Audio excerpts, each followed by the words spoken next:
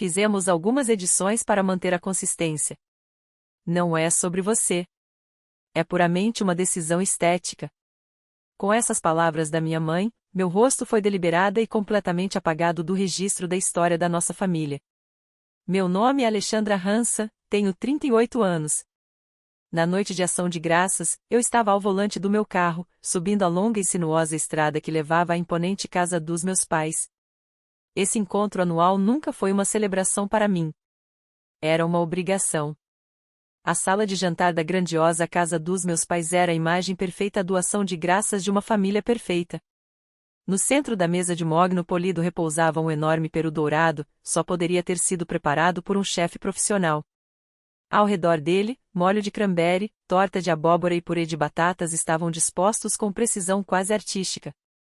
Mas a pilha de contas desse espetáculo impecável acabaria, como sempre, chegando à minha caixa de correio alguns dias depois. Nessa mesa imaculada, faltava uma pessoa, minha amada filha, Britney. Ela passaria o Ação de Graças com a família do meu ex-marido naquele ano. Alexandra, vem se sentar, chamou minha mãe. Sua voz era doce como mel, mas carregava aquele tipo de firmeza que não tolerava recusas. Quando me sentei, minha irmã Samantha, sentada à minha frente, me avaliou dos pés à cabeça e disse, em um tom deliberadamente alto: "Oh, Alexandra, esse vestido verde escuro é lindo. Você comprou com os lucros da sua empresa?" Vi pessoas nas redes sociais dizendo que sua marca de cosméticos não valia o preço. Espero que você esteja se saindo bem. Bem, dependemos da sua renda, então acho que é melhor continuar indo bem, né? O marido dela tossiu de forma constrangida, mas Samantha apenas sorriu triunfante. Meu pai fingiu não ouvir e começou a cortar o peru. Minha mãe murmurou: "Samantha, para com isso." Embora seus olhos claramente estivessem divertidos. Todos se enrolavam no confortável cobertor do meu sucesso financeiro e, ao menosprezar quem o conquistou, conseguiam preservar seu próprio orgulho frágil. Quando o jantar terminou, meu pai anunciou: "Então, hora da foto anual da família. Todos juntos perto da lareira." Uma foto, um retrato familiar, congelado para sempre como registro. O fotógrafo profissional se movia com eficiência, ajustando o tripé e a iluminação. Meus pais sentaram-se no sofá central. Minha irmã e o marido se acomodaram ao lado deles, e meus sobrinhos e sobrinhas se distribuíram alegremente entre as almofadas. "Alexandra, você pode ficar no final, ali," disse o fotógrafo, elevando a voz. "Tudo certo, pessoal, sorram." Toda a família direcionou sorrisos perfeitos para a câmera. Ergui os cantos da boca, forçando o melhor sorriso que consegui. Mas por trás daquele sorriso, meu coração se transformava silenciosamente em gelo. Naquele retrato perfeito, não havia um verdadeiro lugar para mim. O clique seco do obturador ecoou pela sala um som áspero e frágil, como se algo dentro de mim tivesse se partido. Algumas semanas depois do dia de Ação de Graças, em uma tarde tranquila, um pacote pesado chegou ao meu escritório. O remetente, minha mãe. Dentro, havia um álbum de fotos encadernado em couro luxuoso.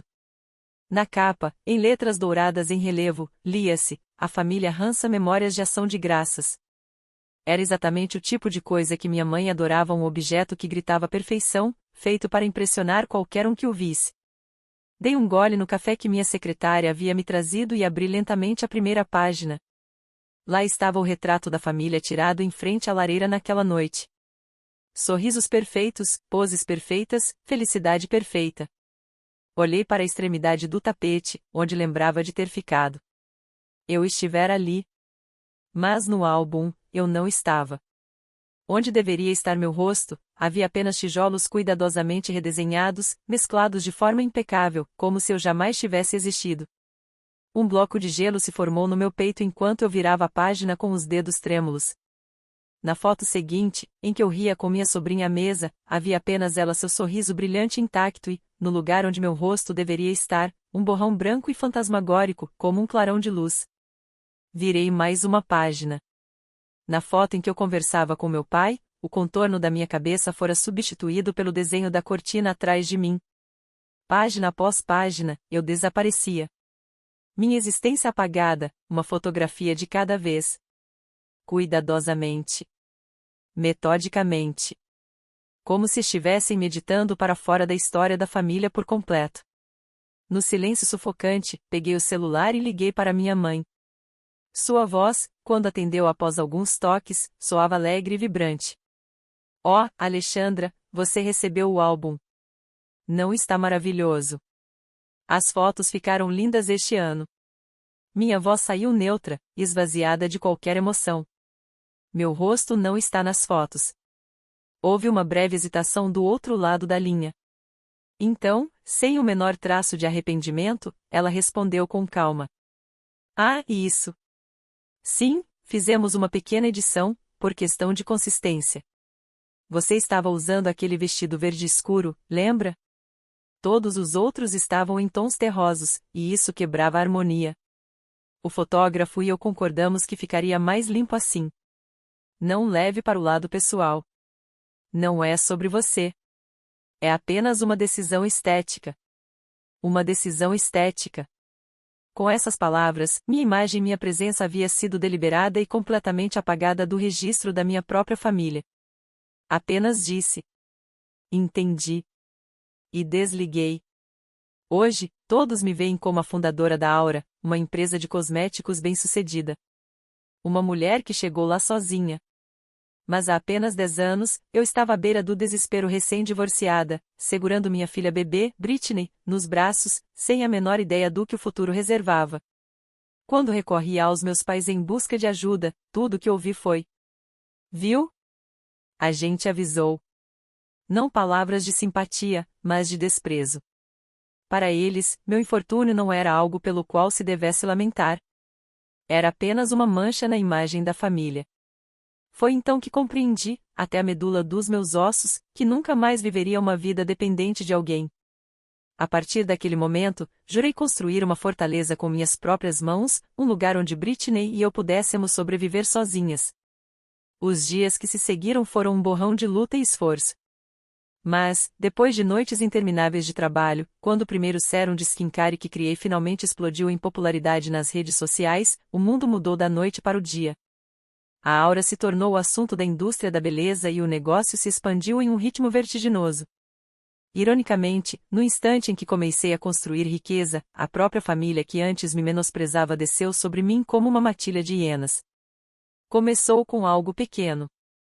Alexandra, por que você não recebe o Dia de Ação de Graças este ano? Queremos convidar todos os parentes para celebrar o seu sucesso. A voz da minha mãe soava doce como sempre, e aceitei o pedido com alegria genuína. Pela primeira vez, senti-me reconhecida pela família. Naquele ano, paguei por tudo, desde o buffet até a decoração. Observando os rostos orgulhosos dos meus pais enquanto os parentes os elogiavam, convenci a mim mesma de que era uma forma de devoção familiar. Mas, uma vez aberta a torneira, ela nunca mais se fechou. O Dia de Ação de Graças tornou-se minha responsabilidade financeira anual. E, no Natal, esperava-se que eu enviasse presentes extravagantes para meus pais e para a família de Samantha. Na minha memória, Samantha sempre fora a filha dourada, banhando-se no afeto dos nossos pais desde pequenas. E eu, a mais velha, responsável, permanecia para sempre lançando sua sombra sensata. Esse padrão não desapareceu com o tempo. Pelo contrário, meu sucesso financeiro apenas aprofundou o desequilíbrio, torcendo-o em algo ainda mais feio. É claro que, quando eu lutava para me recuperar do divórcio, meus pais nunca me ofereceram uma mão amiga. Então, quando minha mãe disse casualmente: Alexandra, você poderia ajudar a Samantha com as parcelas da casa dela? Eu dei um não claro e firme. Quando eu estava no meu ponto mais baixo, ninguém me ajudou. Além disso, você já ajudou a Samantha com o financiamento da casa. Por que eu teria que carregar todo o peso? Que ingrata você é! Sua voz caiu, trêmula. Somos família, Alexandra. É natural que quem tem mais ajude quem tem menos. Desde que você conseguiu sucesso, ficou tão fria, tão egoísta. Isso parte meu coração.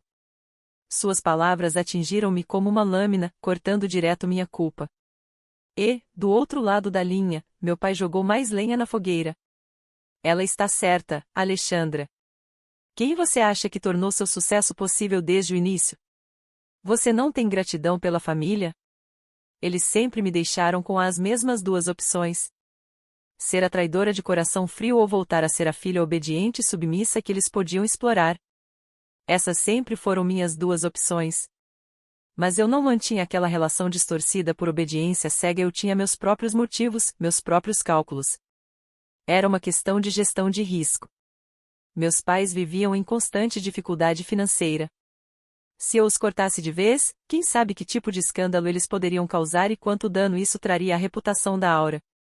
Família de CEO da Aura envolvida em escândalo financeiro, uma manchete como essa poderia destruir tudo o que eu havia construído. Então, eu o sustentava, o silenciava e mantinha suas vidas sob uma coleira curta. Não era generosidade. Era uma despesa de negócio necessária. A raiz da ruína financeira deles remontava ao meu avô, que há muito tempo havia enxergado os hábitos perdulários do meu pai. Por isso, não lhe deixou nem a empresa, nem a fortuna da família. Meus pais viviam no castelo que meu avô construiu, reinando como um rei e uma rainha apenas no título. E toda a fachada brilhante a qual se agarravam o orgulho, a aparência era sustentada silenciosamente pelos meus ganhos. O símbolo perfeito desse arranjo era o carro do meu pai. Após a aposentadoria, ele declarou que queria dirigir um SUV de luxo. Seu sonho de vida, um Cadillac Escalade. É claro que não tinha intenção alguma de pagar por ele. Alexandra, por que você não compra para mim como um presente de aposentadoria? Disse, como se recusar nem fosse uma possibilidade. Recusei no início, mas depois de tanta chantagem emocional e culpa disfarçada de afeto, acabei assumindo o empréstimo sozinha. Eles sabiam exatamente o que faziam. Não importava o quanto eu resistisse no fim, sempre cedia à maldição chamada família. Para eles, eu não era uma pessoa de verdade, uma igual. Eu era uma ferramenta, uma fonte conveniente de dinheiro para satisfazer seus desejos. Quanto mais eu ganhava, mais arrogantes se tornavam. Ainda assim, eu repetia para mim mesma, é assim que minha família funciona. Mas então eles apagaram meu rosto. Amavam o meu dinheiro, não a mim. Para eles, a minha existência era apenas uma falha na perfeição que tanto prezavam. Tudo bem, então. Que fiquem com o que querem. Eu vou desaparecer. Não apenas das fotografias deles, mas de suas vidas por completo. Não sou mais a patrocinadora, nem o cofre ambulante da família. Sou Alexandra Hanson, uma pessoa por direito próprio e mãe de Britney, o único tesouro insubstituível da minha vida. Acaba agora. As palavras ecoaram suavemente pelo meu escritório silencioso. Não eram dirigidas a ninguém, mas eram um voto feito à minha própria alma. Não se tratava de vingança, mas do ato justo de recuperar a vida que me havia sido roubada, repetidas vezes. Silenciosamente, friamente, perfeitamente. Assim como eles haviam apagado meu rosto, eu fecharia cada torneira que alimentava suas vidas uma por uma até que nenhuma restasse. Essa decisão endureceu dentro de mim como aço, firme, absoluta, inquebrável. Naquela noite, depois que Britney adormeceu, sentei-me à escrivaninha do meu escritório.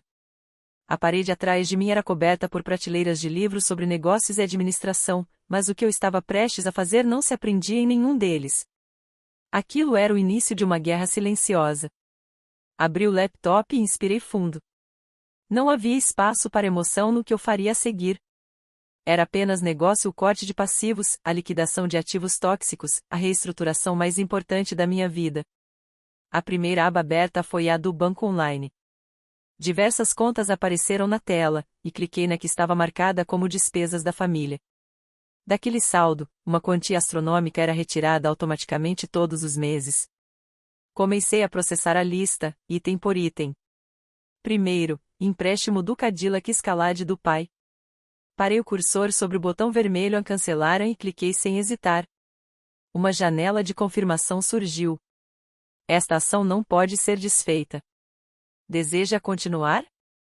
Sim, murmurei, clicando. Próximo. Auxílio hipotecário de Samantha, encerrado. A base da vida confortável deles, o sistema que haviam tomado como garantido, estava sendo desmantelada, toque após toque, pelas pontas dos meus dedos.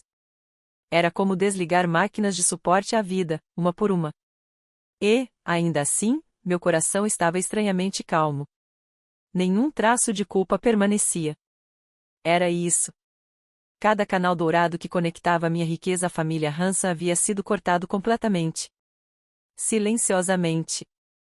Pela primeira vez, eu estava livre para viver uma vida não dedicada aos outros, mas a mim mesma. Silenciosa, abri a porta do quarto de Britney. Ela dormia profundamente em sua caminha, a respiração suave e constante.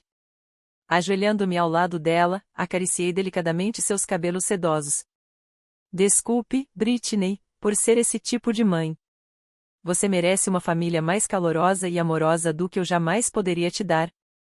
Pedi desculpas repetidas vezes em meu coração enquanto observava seu rosto adormecido. Por essa criança, eu poderia me tornar um demônio. Se fosse para proteger seu sorriso, suportaria qualquer desgraça. A tempestade que se aproximava teria um rugido ensurdecedor, eu sabia, mas não tinha mais medo. Na manhã seguinte, enquanto deixava Britney na escola e participava da reunião executiva na Aura, o paraíso da família Hanson começava a desmoronar. Silenciosa, mas inexoravelmente. A primeira a gritar foi Samantha. Naquela manhã, como de costume, ela foi ao caixa eletrônico para fazer o pagamento mensal da hipoteca, mas, não importava quantas vezes tentasse, as palavras frias e impessoais piscavam na tela. Fundos insuficientes. A assistência hipotecária que eu transferia para sua conta todos os meses havia desaparecido. Nenhum centavo chegará. Em pânico, Samantha inseriu seu talão para imprimir um extrato atualizado. Os depósitos anteriores estavam todos lá, menos o deste mês. A linha onde deveria estar o valor estava em branco. Não, não pode ser verdade. Toda a cor desapareceu de seu rosto. Sem aquele pagamento, ela perderia a casa. Enquanto isso, meu pai enfrentava uma humilhação ainda mais cruel. Ele acabará de polir seu amado Cadillac Escalade e se preparava para um passeio de golfe com os amigos, quando um guincho desconhecido parou silenciosamente em frente à casa. Um funcionário desceu e falou com tom frio e profissional. Devido a pagamentos em atraso, estamos aqui para recolher este veículo conforme os termos do seu contrato. Não seja ridículo. Disse ele. Este carro foi um presente da minha filha bem-sucedida. Mas o aviso de apreensão que recebeu mostrava a verdade em preto e branco. O símbolo negro e lustroso de seu orgulho foi içado pelo guincho, seu corpo maciço levantado com precisão implacável. Em pânico, Samantha ligou imediatamente para nossa mãe. Minha mãe, por sua vez, telefonou para meu pai, e os três compararam informações. O Escalade desaparecido. A hipoteca não paga. O que está acontecendo? Sua raiva e confusão rapidamente encontraram uma explicação conveniente. Deve ter sido algum erro administrativo. Alexandra deve ter cometido um engano. A ideia de que eu havia cortado deliberadamente o fluxo de dinheiro deles nem sequer passou por suas mentes. Para eles, eu era infraestrutura, algo que existia tão naturalmente quanto o ar ou a água. Ainda não tinham percebido que o chão sob seus pés já estava desmoronando silenciosa e irreversivelmente no abismo. Meu smartphone não era mais um dispositivo de comunicação. Era uma arma de ruído. No momento em que o liguei, uma torrente de notificações inundou a tela. O motor de vibração gritava como se estivesse possuído. Mensagens da minha mãe, do meu pai, da minha irmã e de parentes que haviam ficado sabendo do caos. Em minutos, o aplicativo mostrava centenas de mensagens não lidas. Alexandra, atende o telefone. Explique-se. O que você está pensando? O grito de raiva logo deu lugar a súplicas. Por favor, apenas fale conosco uma vez. Deve ser algum tipo de mal-entendido. Apaguei tudo com um único deslizar e saí silenciosamente do escritório para buscar Britney. Naquele fim de semana, a turbulência na família Hanson finalmente chegou aos ouvidos do patriarca da família, meu avô, Frank Hanson. Ele fora o homem que construiu a fortuna dos Hanson do zero. Rigoroso, mas justo, e profundamente perceptivo. Apesar de ter se afastado da linha de frente dos negócios anos atrás, sua visão jamais enfraqueceu. Ele já enxergava, há muito tempo, a vaidade e a dependência de riqueza de meu pai e minha madrasta e sempre me observava, a neta silenciosa que conquistara a independência cedo e sustentava a família sem reclamar. Naquele dia, com a bengala em mãos, meu avô visitou a grandiosa casa dos meus pais. A sala de estar, diria mais tarde, parecia o aftermath de um furacão. Minha mãe estava caída no sofá, soluçando incontrolavelmente. Meu pai estava encolhido em uma poltrona, segurando uma garrafa de uísque e murmurando maldições para a parede. Samantha também estava lá, com os olhos inchados de tanto chorar. Quando meu avô entrou, nenhum deles sequer percebeu sua presença. Patéticos, disse, finalmente, com a voz baixa, mas carregada de toda a autoridade. Os três se congelaram. Meu pai rapidamente escondeu o copo na mão. Minha mãe limpou as lágrimas. O olhar frio do meu avô percorreu cada um deles. Agora me digam, como pretendem justificar o que fizeram com Alexandra? Trocaram olhares ansiosos. Meu pai gaguejou primeiro. Vovô, isso é obra da Alexandra. Ela perdeu totalmente o controle. Mas meu avô o interrompeu bruscamente. Silêncio. Agora entendem por que nunca confiei a vocês a empresa ou os bens da família. Porque vocês não têm nem a capacidade de proteger a riqueza, nem o caráter para cultivar pessoas. Não fizeram nada além de se empanturrarem do que receberam, movidos por vaidade e ganância, e este é o resultado. Por anos, vocês se alimentaram da bondade da Alexandra, sugaram seus recursos, e em troca, apagaram o rosto dela das fotos de família. Me digam, isso parece algo que uma família faria? A sala mergulhou em um silêncio tão denso que parecia esmagar o ar. Ninguém ousou responder. Meu avô estendeu a mão para o álbum de fotos sobre a mesa, aquele com as imagens mutiladas, e o jogou no sofá com repulsa. Em seguida, tirou um envelope do bolso do paletó e o colocou sobre a mesa. Alterei meu testamento. Na semana passada, chamei meu advogado. Esta casa e todos os bens que possuo irão para Alexandra e para minha bisneta, Britney. Quanto a vocês três, não receberão nada. Foi uma sentença de morte pronunciada em um tom calmo e inabalável. Meu pai quase desabou. Minha mãe balançava a cabeça, incapaz de acreditar. Pai, por favor, o senhor não pode estar falando sério. Eu falo cada palavra. Vocês se enforcaram com as próprias mãos. Expulsaram o único verdadeiro tesouro desta família, e agora colhem o que plantaram. Não permitirei que tolos como vocês desperdicem o que resta da obra da minha vida. Aquele decreto foi o golpe final, o fim definitivo da dinastia Hansa. A linha financeira que o sustentava já havia sido cortada. Agora, até a herança, sua última esperança, estava perdida. Orgulho, vaidade, ilusão, tudo reduzido a cinzas. Naquela noite, a campainha da minha casa tocou sem parar, frenética, quase histérica. No monitor, vi os três, meus pais e minha irmã, magros, abatidos, destruídos. Mandei Britney para o quarto e abri a porta em silêncio. No mesmo instante, eles desabaram diante de mim, chorando, agarrando-se aos meus pés. Alexandra, por favor, nos perdoe. Estávamos errados. Só mais uma chance, por favor. A rapidez com que passaram da arrogância para o desespero era quase cômica. Minha mãe segurou minha mão, o rosto riscado de lágrimas, tremendo. Não conseguimos viver sem você. Por favor, conserte tudo de novo. Meu pai, já sem qualquer vestígio de dignidade, murmurava desculpas entre lágrimas. Eu errei, Alexandra, por favor, não nos abandone. Mas as palavras deles já não me alcançavam. Não eram pedidos de perdão sinceros, eram súplicas de quem só queria de volta o conforto perdido. Piedade de si mesmos, não arrependimento. Afastei minha mão com delicadeza e, com uma voz fria como o gelo, disse: Vocês se lembram do que fizeram comigo? Eles ergueram os rostos pálidos, molhados de lágrimas. Vocês apagaram meu rosto da fotografia da família, continuei. Disseram que era, por coerência. Vocês me apagaram porque eu não cabia na ideia de perfeição de vocês. Então agora eu faço o mesmo. Encontrei os olhos de cada um, um por vez. Em suas pupilas, vi apenas medo e o reconhecimento nascente do que haviam se tornado. Vocês me apagaram da foto de família. Então agora eu apago vocês da minha vida. Para o bem da coerência, vocês não pertencem mais ao quadro. Minha mãe sussurrou. Não. E Samantha, com a voz trêmula, disse: Alexandra, ainda somos família, não somos. Não são mais família. Eu garanti isso. Virei-me de costas e fechei a porta silenciosamente. Os sons que se seguiram os gritos, as pancadas desesperadas na madeira chegaram até mim apenas como ruído distante, de outro mundo. Quando a pesada porta clicou, trancando-se, as correntes que me prendiam ao passado finalmente se romperam.